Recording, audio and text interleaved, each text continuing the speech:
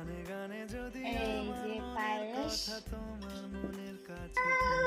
পায়েসে কি কি দিয়েছো? বাদাম দিয়েছি, কিশমিশ দিয়েছি, আর ওই যে চিনি আর গুড় একটু দাও, আর দুধ দাঁড়া দিচ্ছি। এই চলে গেল পায়েস। মানুষের কোনো কিছুতে দেরিও হয় না, অপেক্ষাও করে না, তাকে আগেই দিতে হয়। দাও দাও দাও, দিচ্ছি, দেখি দেখি। বাটিটা মনে হচ্ছে দেখা কেমন আছে মানুষ? দারুণ। হাতে বড় চামচে খাচ্ছেন।